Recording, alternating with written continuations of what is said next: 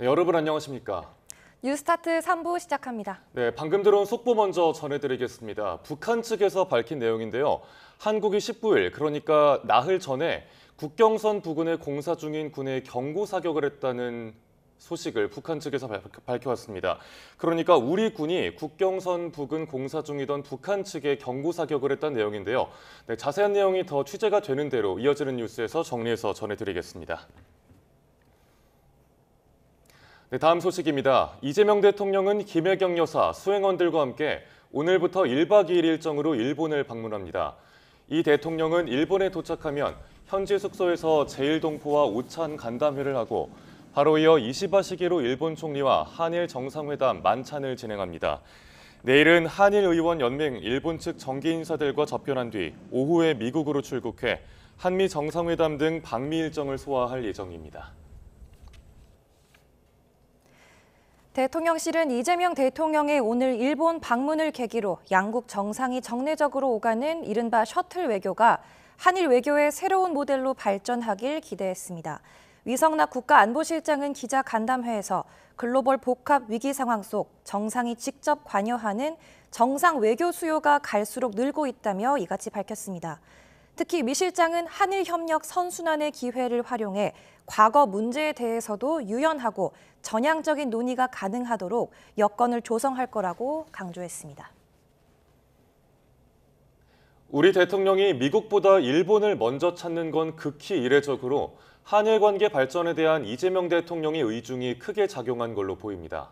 한일 정상회담 테이블에 오를 의제도 이런 점이 고려될 거로 보이는데 이종원 기자가 짚어봤습니다. 이재명 대통령과 이시바 시게루 일본 총리는 지난 6월 G7 정상회의가 열린 캐나다에서 이미 첫 상견례를 가졌습니다. 당시 양 정상은 국교 정상화 60주년을 맞아 더 견고하고 성숙한 한일 관계의 기반을 조성하고 조속히 셔틀 외교를 재개하자는 데 합의했습니다.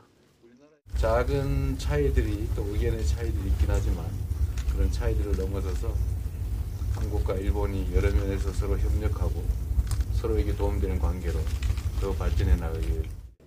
불과 2달여 만에 양국 정상이 다시 마주 앉게 되면서 일단 이번 회담 역시 훈훈한 분위기가 계속 이어질 것으로 보입니다.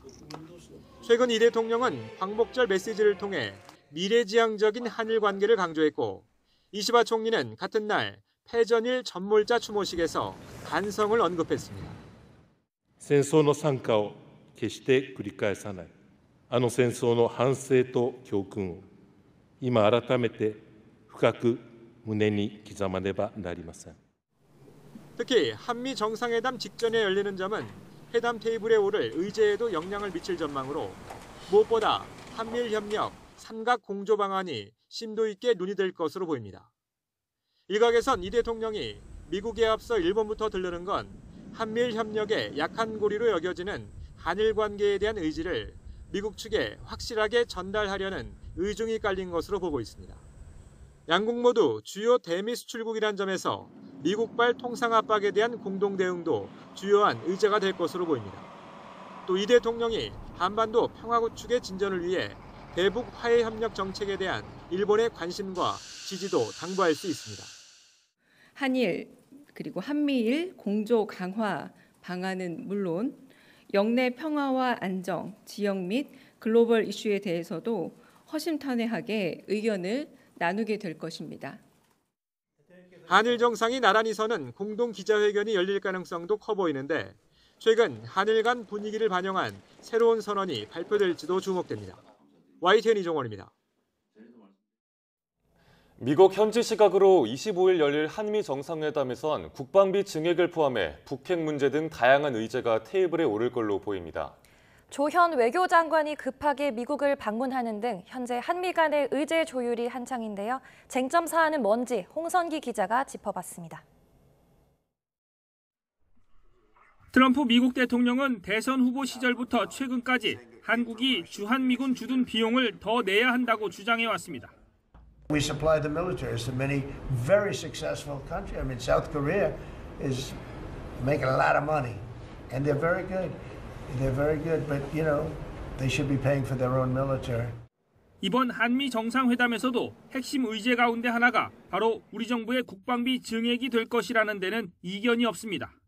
트럼프 대통령은 이미 관세 협상 국면에서 EU를 비롯한 주요국에 국방비를 5%로 증액할 것을 요구했고 관철시키기도 했습니다. 우리 정부도 일정 부분의 국방비 증액은 불가피하다는 판단 아래 전략을 마련하고 있습니다.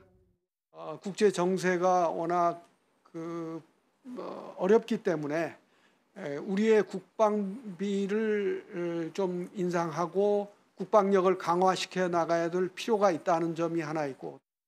관건은 현재 국내 총생산의 2.3% 수준인 국방비를 어느 수준까지 올리느냐인데 이재명 대통령이 인상폭을 얼마로 제시할지가 관심입니다.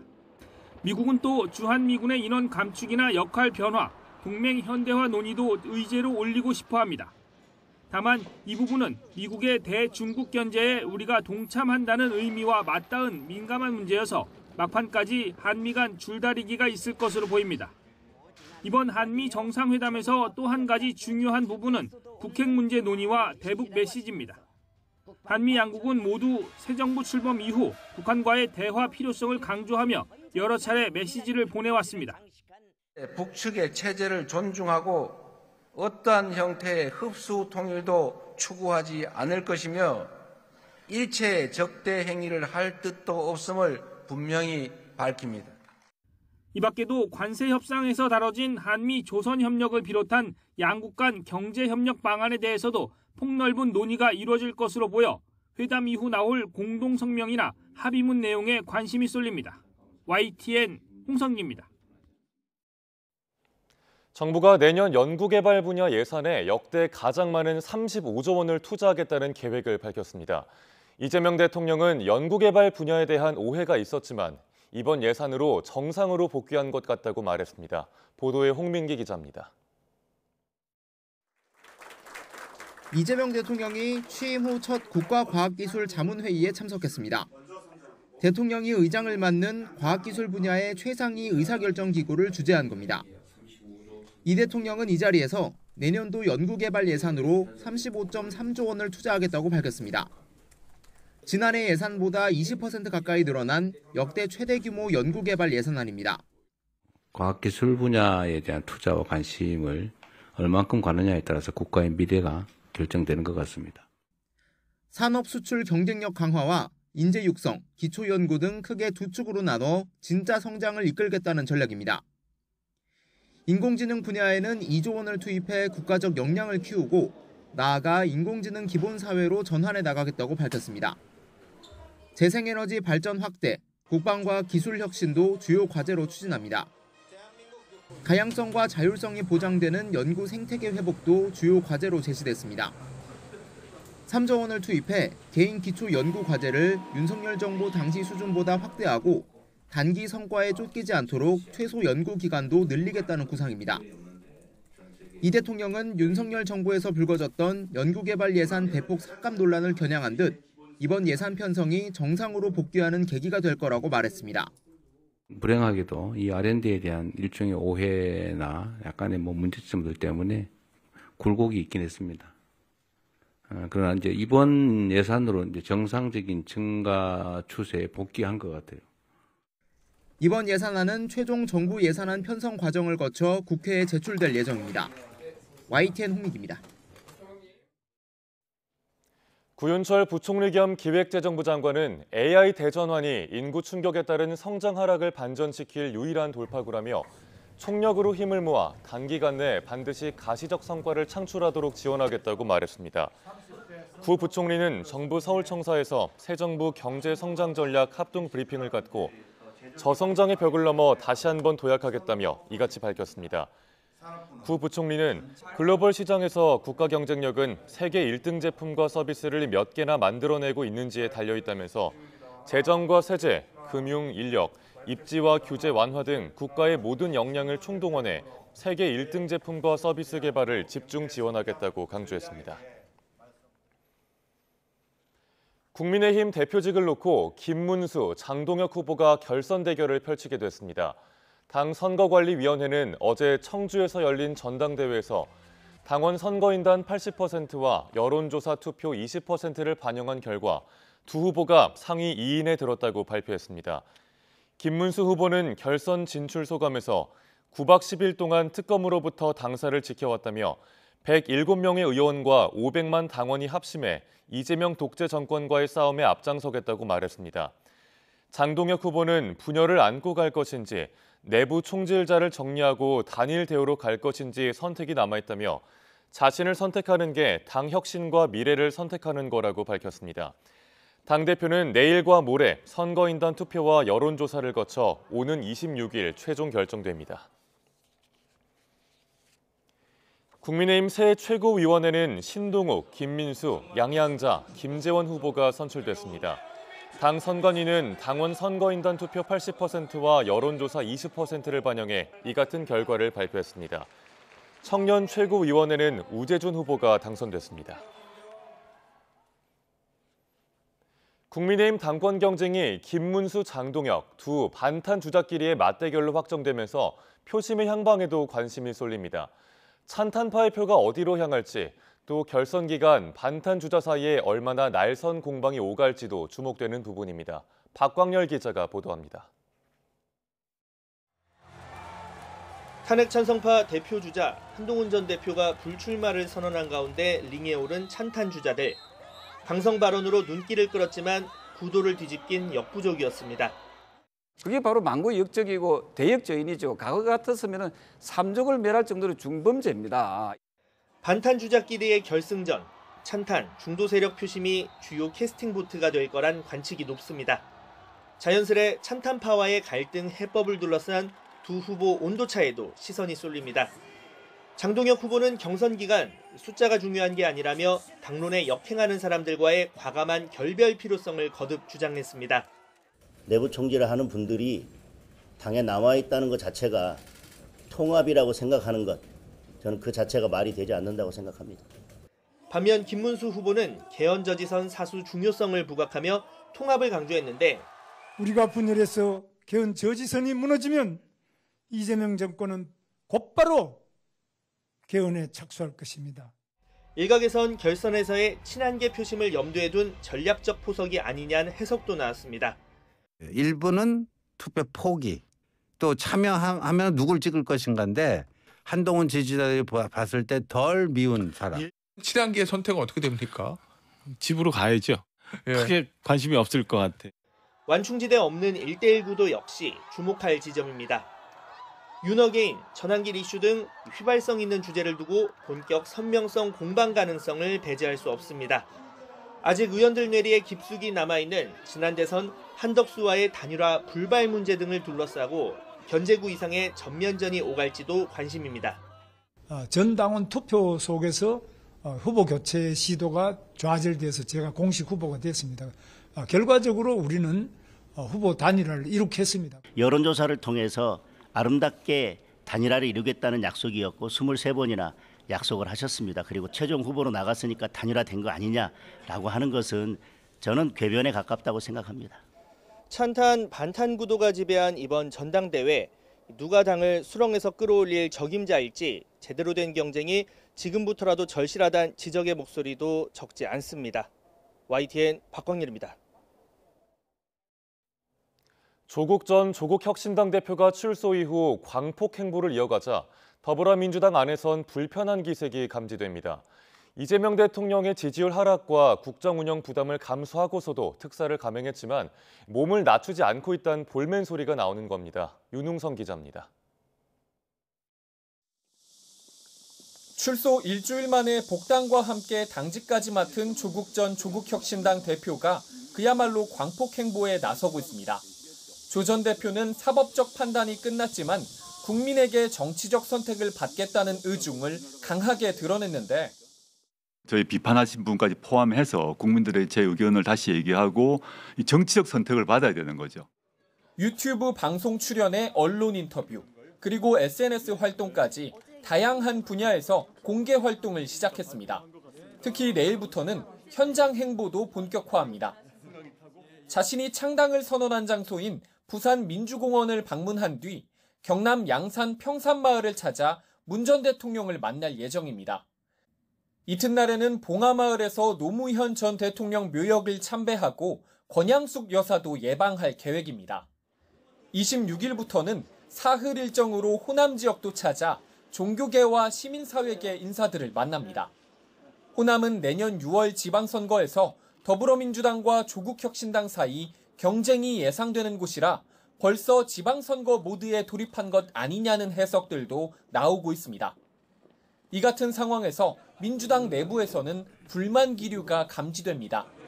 국민 반대와 정권 초반 국정 동력 약화 우려에도 이재명 대통령이 특별 사면 결단을 했는데 자숙보다는 자기 정치에 집중한다는 볼멘 소리가 나오는 겁니다.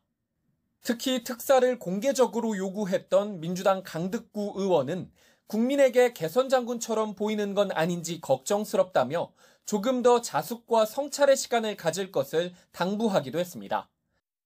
특히 조 전 대표가 이 대통령의 지지율 하락에 자신이 미친 영향이 n분의 1 정도라고 한 발언에 불편한 기색이 역력합니다. 대통령의 부담이 상당했을 텐데 평가를 좀 박하게 하는 게 아니냐 뭐 이런 느낌이겠죠.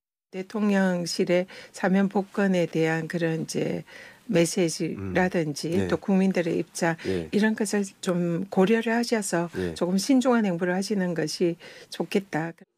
다만 조국혁신당은 당의 정상화와 소통 회복 차원으로 자연스러운 과정이라며 확대 해석에는 선을 긋고 있습니다.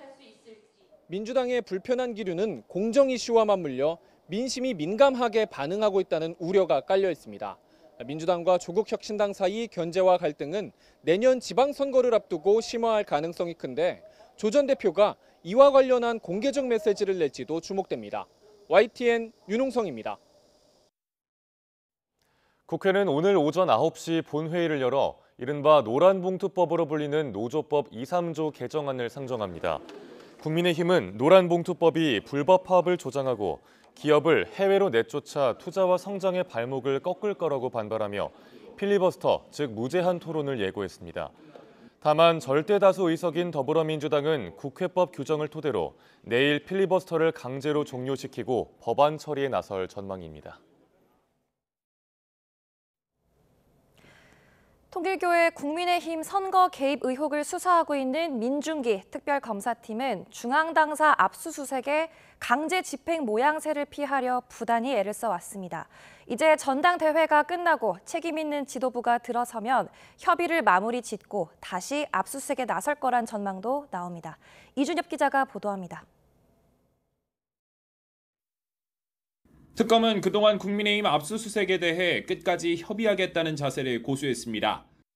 정치보복, 야당 탄압 같은 프레임에 휘말려 정당성 시비가 있는 것을 차단하겠다는 의지로 풀이됩니다.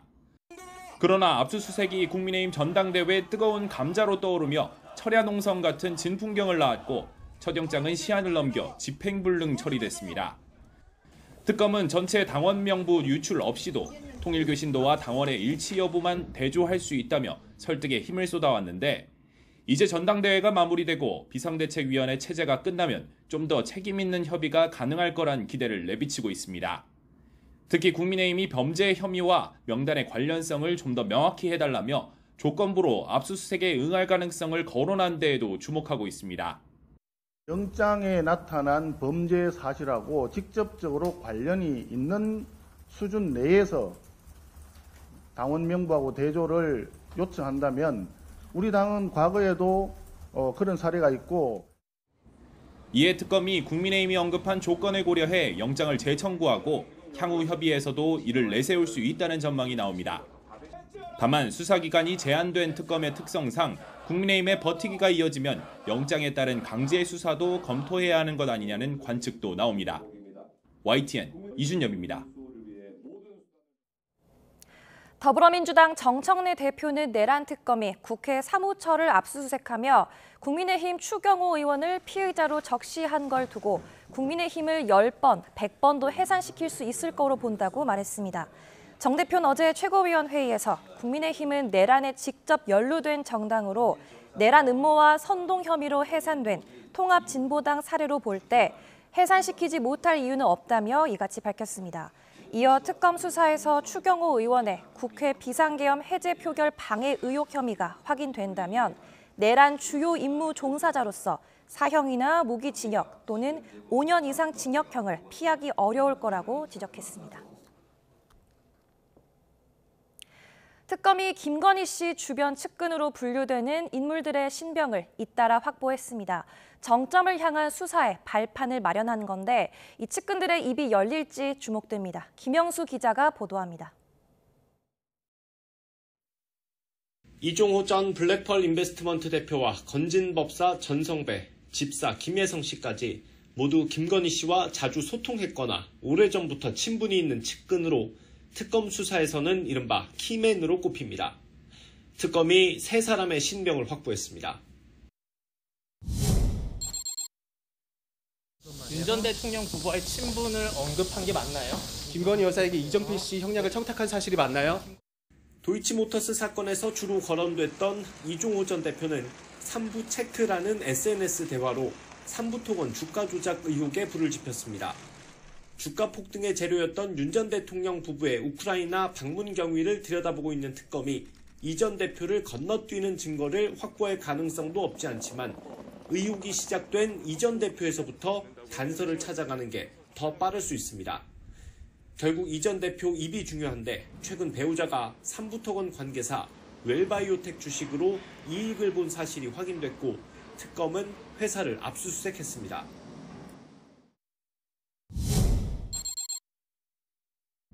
영장실에서 포기하신 이유가 뭡니까? 구속 피할 수 없다고 생각하신 게 뭐예요? 통일교 청탁 알선 혐의 인정하시는 겁니까? 건진법사 전성배 씨는 통일교와 관련된 모든 의혹에 등장하는 핵심 인물입니다. 특히 통일교 측이 김건희 씨에게 건넸다고 의심되는 5대 현안과 명품 선물에 대해서는 전 씨 진술이 큰 영향을 미칩니다. 전 씨는 구속을 받아들이겠다며 영장 실질 심사까지 포기했지만 현재까지는 입장이 바뀔 기류는 없는 걸로 보입니다.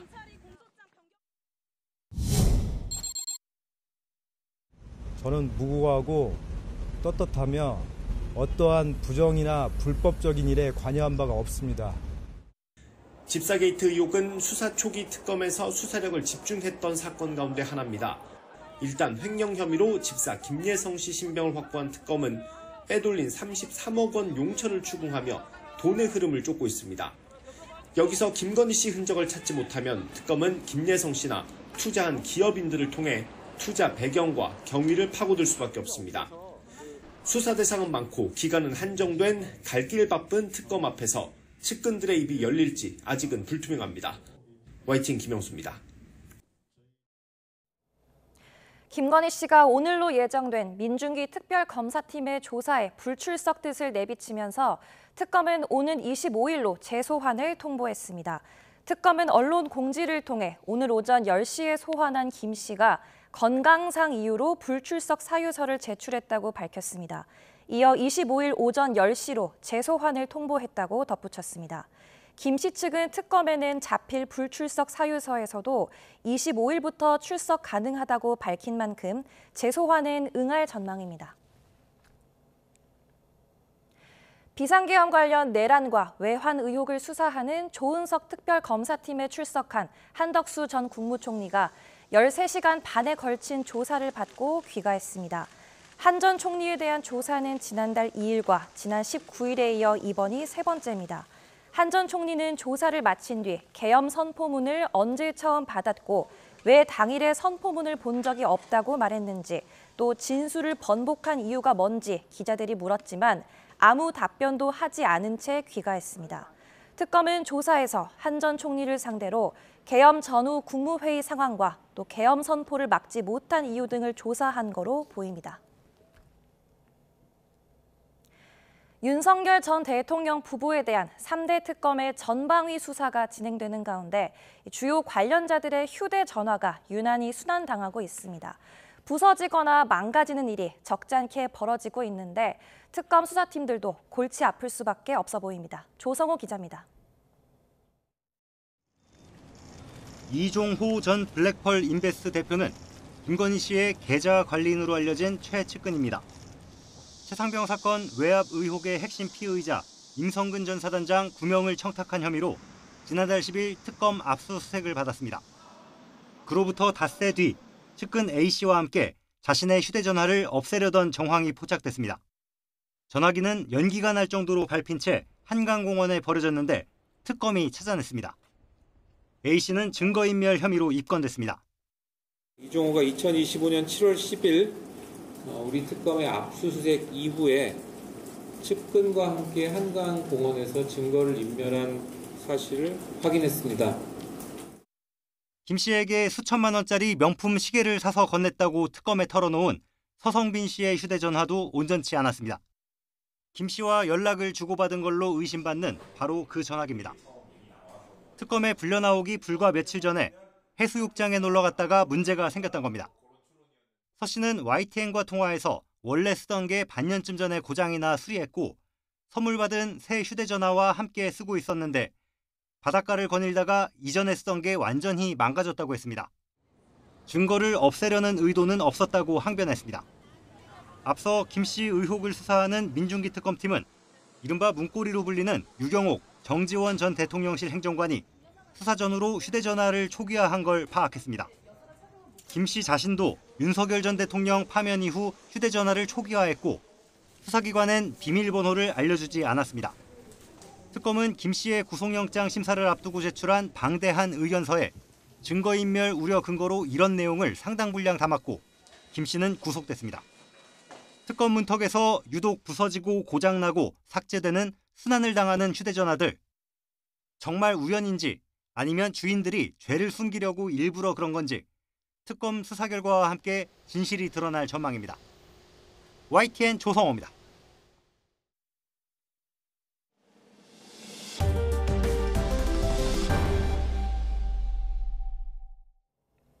미국 중앙은행인 연방준비제도 제롬 파월 의장이 정책 기조의 변화에 신중히 접근할 수 있게 됐다며 이르면 다음 달 기준금리 인하 가능성을 열어뒀습니다. 파월 의장은 현지 시간 22일 미국 와이오밍주에서 열린 잭슨홀 미팅 연설에서 실업률과 다른 노동시장 지표들이 안정적이라며 이같이 말했습니다. 그러면서 현재 정책이 긴축적 수준에 있는 만큼 기본 전망과 변화하는 위험의 균형은 정책 기조 조정을 정당화해 줄 수도 있다고 덧붙였습니다. 이런 발언은 다음 달 연방공개시장위원회 회의에서 기준금리를 하향 조정할 가능성을 시사한 걸로 풀이됩니다. 제롬 파월 발언으로 뉴욕 증시 3대 지수가 일제히 상승했습니다. 30개 우량주로 구성된 다우존스 산업평균 지수는 전장보다 1.89% 뛴 45,631.74를 기록하며 사상 최고치를 경신했습니다. 대형주 중심의 스탠더드 앤드 푸어스 500 지수는 1.52% 상승했고 기술주 중심의 나스닥 종합지수는 전장보다 1.88% 올랐습니다. 미국에서 트럼프 관세로 인한 비용 상승이 하반기부터 본격화되면서 각종 제품들의 가격이 오르고 있습니다. 인플레이션 우려가 커지면서 연준 금리 결정에도 영향을 미칠 수 있다는 전망이 나옵니다. 권영희 기자가 보도합니다. 세계 최대 소매업체 월마트는 2분기 전 세계 매출이 4.8% 증가하며 양호한 실적을 보였습니다. 상품들이 관세가 부과되기 전에 수입돼 관세로 인한 비용 상승이 없었습니다. 월마트가 미국에서 파는 상품의 3분의 1은 중국과 멕시코, 베트남, 인도 등에서 수입됩니다. 하반기부터 높은 관세율이 적용된 상품이 들어오면서 상황이 달라졌습니다. 월마트는 비용 상승 압박으로 하반기 가격 인상이 불가피하다며 영업이익 증가율 전망치도 동결했습니다. A lot of price, raise some of them even double the price. That's a little bit too much. 생활용품 기업 P&G는 이달부터 제품 가격을 2.5% 인상합니다. 소니는 플레이스테이션 5 가격을 미국에서만 $50 올렸고 토요타도 미국 내 차량 판매 가격을 평균 $270 인상했습니다. 브라질산 소고기에 50% 관세가 적용되면서 미국 내 소고기 가격이 11% 넘게 상승하는 등 식료품 분야도 예외가 아닙니다. Financially, I can afford it, but I think it also just annoys me to spend that much money on food. 관세 부과로 인한 가격 인상이 수입국과 상품 종류를 가리지 않고 전방위적으로 이루어지고 있습니다. Things that our necessary and regular household expenses continue to go up at an outsized pace. So that pressure that household budgets feel is unrelenting. 관세 여파는 소비자들의 지갑에 타격을 주는 것을 넘어 기업 전략 전반에도 영향을 미칩니다. 그리고 인플레이션 우려를 키우면서 시장의 금리 인하 기대에도 찬물을 끼얹을 수 있습니다. YTN 권영입니다. 롯데리아가 햄버거의 본고장 미국에서 1호점을 열면서 미국 시장 진출 출사표를 던졌습니다. 시범 영업기간 현지인들이 긴 줄을 서며 큰 화제를 모으기도 했는데요. 일본 도쿄에 진출한 맘스터치도 매장을 늘리기로 하는 등 토종버거의 도전이 이어지고 있습니다. 오동건 기자가 보도합니다. 미국 캘리포니아의 오렌지 카운티, 롯데리아 미국 1호점이 문을 열었습니다. 3, 2, 1,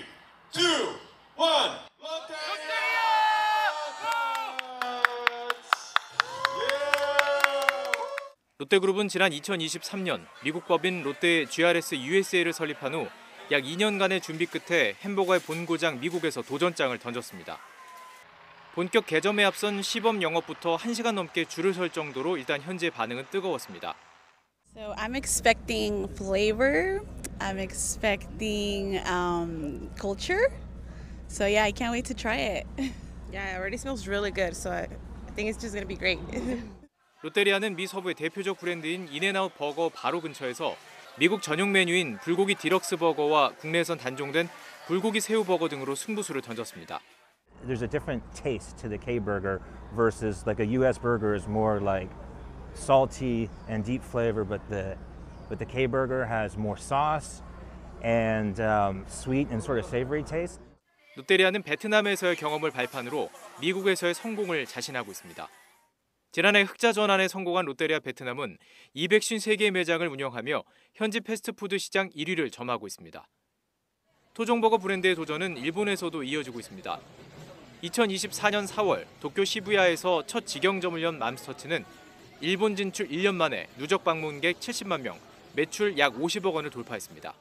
9월 말 일본 직영 2호점인 하라주쿠 맘스터치를 오픈할 예정이고요. 연말까지 약 10개의 매장을 오픈하고 30개 정도의 가맹 계약 진행하는 것을 목표로 하고 있습니다. K컬처 바람을 타고 우리 식품 수출이 역대 최고치를 갈아치우고 있는 가운데 우리 토종 햄버거 브랜드의 거침없는 도전도 이어지고 있습니다. YTN 오동건입니다. K-팝 데몬 헌터스의 세계적 돌풍 속에 우리나라를 찾은 매기강 감독이 국내 언론에 자세한 소회를 밝혔습니다. 세계에 보여줄 K컬처가 너무 많다며 우리에게 필요한 건 자신감뿐이라고 강조했는데요. 송재인 기자가 만나고 왔습니다. K-팝 데몬 헌터스 돌풍 이후 처음 국내 언론과 공식 인터뷰에 나선 매기강 감독은 지금의 인기가 믿기지 않는다는 말로 입을 뗐습니다. 캐대언 관련 기념품들이 품절 사태를 겪는 것도 신기할 따름이라며 직접 가본 국립중앙박물관은 또 한 번 문화적 영감을 안겨줬다고 말했습니다. 달 항아리? 네, 관장님이 직접 이렇게 설명을 하셨잖아요. 거기에서 좀 많이 배웠고요. 좀 스토리 아이디어도 좀 나왔고. 주인공 루미와 이름이 같은 딸도 자신이 유명해졌다며 자랑스러워한다고 전했는데 작품에는 가족뿐 아니라 한국계 캐나다인으로서 자신의 정체성도 고스란히 녹아있다고 밝혔습니다. 그러다 보니 장면마다 한국적인 요소를 담아내는 과정에서 정체성에 대한 고민도 찾아왔다고 말했는데 내가 한국에서 이제 오래 살지도 않았는데 나는 진짜 한국 사람인 것 같은데 약간 좀 아이덴티티 크라이시스가 좀 생겼어요. 이 영화가 한국에서 이제 인정을 받을까. 반대로 세계인들이 이 영화를 잘 이해할 수 있을지는 고민의 대상이 아니었다고 단언했습니다. 사랑과 인정, 포용이라는 주제는 누구나 공감할 수 있는 데다 K컬처의 가능성을 확신했기 때문입니다. 코리아 문화를 이제 사람들이 많이 알고 싶어 하는 것 같아요. 이거는 사람들이 이해를 못하겠다 막 이렇게 생각은 안 했어요. K컬처의 가능성은 무궁무진하다며 제2의 캐대언을 위해 필요한 건 자신감뿐이라고 강조했습니다. 아직 우리나라의 문화에 대해서 좀 보여줄 게 엄청 많다. 사람들이 이제 받아들일까, 이해할까 그렇게 생각하지 말고 그냥 우리가 보여주고 싶은 그대로 그냥 보여주는 게 그게 제일 좀 좋은 방법이라고 생각합니다. YTN 송재인입니다. 프로야구 롯데가 속절없이 무너지고 있습니다. 치명적인 실책 2개로 역전패를 당했는데 11연패 수렁에 빠지면서 5위의 한 경기 차로 쫓기는 신세가 됐습니다. 프로야구 소식 허재원 기자가 보도합니다. 롯데 내야진이 어이없는 실수로 2점을 헌납합니다. 다시 2점을 내 앞서가던 6회에도 또 한 번 실책으로 무너졌습니다. 안타와 볼넷을 내주더니 최원준의 땅볼 타구를 1루수가 놓치며 말루기를 자초했습니다. 결국 김영준에게 2타점 적시타를 맞고 동점을 허용하고 박세웅은 폭투로 역전 점수까지 헌납하고 마운드를 내려왔습니다. 7회에도 데이비슨에게 1타점 2루타를 얻어맞고 2점 차로 끌려간 롯데는 9회 한 점 차까지 추격했지만 투아웃 만루 기회에서 신윤우가 헛스윙 삼진으로 물러나며 악몽 같은 연패 행진을 11경기까지 늘렸습니다. 시즌 내내 선두권 경쟁을 이어오다 거짓말 같은 연패 수렁에 빠진 롯데는 이제 5위 KT에 한 경기 차로 쫓기며 가을 야구 진출도 장담할 수 없는 신세가 됐습니다. KT는 타선의 집중력을 앞세워 요즘 가장 무서운 팀 두산의 8연승 도전을 가로막았습니다. 2점 차로 끌려가던 5회 초에는 황재균이 개인 통산 9번째 만루 홈런으로 경기를 뒤집었고 다시 역전을 허용한 8회 초에는 김민혁의 3타점 싹쓸이 2루타 등을 묶어 106점을 뽑아내 승부를 갈랐습니다. 슈퍼에이스 폰세가 7회까지 삼진 9개를 잡아내는 무실점 완벽투를 펼치고도 타선의 지원을 받지 못하고 0대0 상황에서 마운드를 내려옵니다. 하은하는 연장 11회 에레디아에게 결승타를 얻어맞고 6연패에 빠지며 선두 LG와의 승차가 6경기 반까지 벌어졌습니다. YTN 허재원입니다.